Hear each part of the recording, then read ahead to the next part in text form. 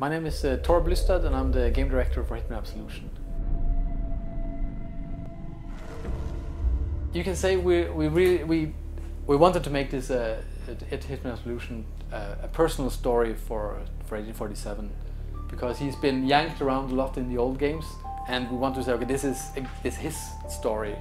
He's playing a very big part of the story himself, and we wanted to expose his personality more than before, but it's actually been much more difficult than we anticipated, because he is kind of like an enigmatic character that is very difficult to kind of draw out. So when we did the script, we've redone it I think 100 times at this stage, where his dialogue usually just got smaller and smaller, and the ways that he could interact with other people got more and more into the kind of the classical way that you know him as from the old games, because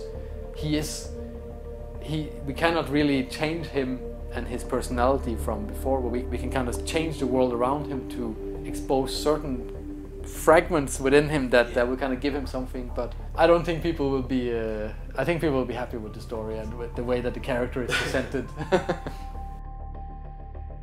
We started showing off of Absolution last year at E3, and it was very deliberate that what we showed, and that we had like a precious 15 minutes, and we really focused on just bringing back 1847 and focusing on the very basic mechanics of the stealth, of the disguises, and a little bit of action in there.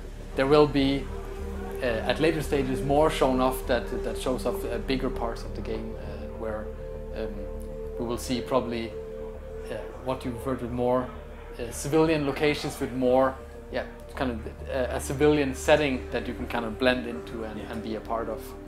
So it's all coming in due time. We don't script sequences as a linear game would do. So the only way we can do is set up the situations in a way so it appears to be directed towards the player, but if he interacts with it in ways that we cannot imagine, then we have to cater for that as well.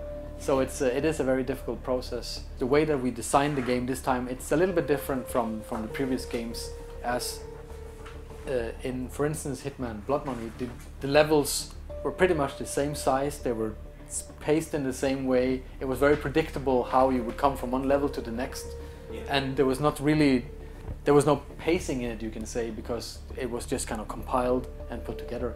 This time we think much more about, if you play this through as one big experience, there will be a certain pacing within the game, and there will be more diversity in the levels themselves.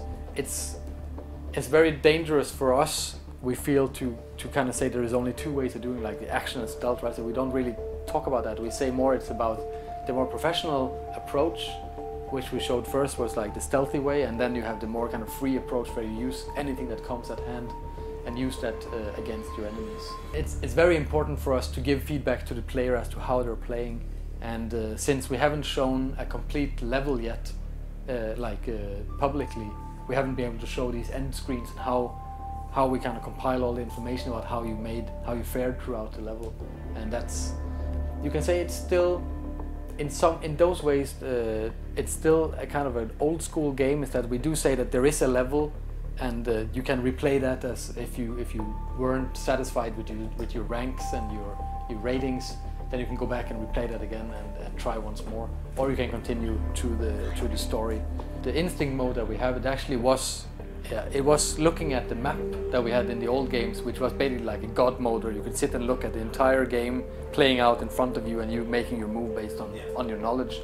Instinct is more saying that, okay, we have this highly professional assassin, he must be able to sense more about the world than we can as normal people, so let's give the player the tool to kind of see what's happening around him and predict whatever's going to be happening next, because the AI is far more complex in Absolution, and it's the way that you interact with them is you need to get more information than you had before. So Instinct is making us making the player able to see more what's going to happen next, but essentially he's getting less information than he got from the maps of the old game. So you can say, if you talk about like a pure experience, actually the maps, if you use the map in the old games, then you were kind of cheating, right? If you were trying to be a professional. Area secure. No sign of perpetrator. Everything clear.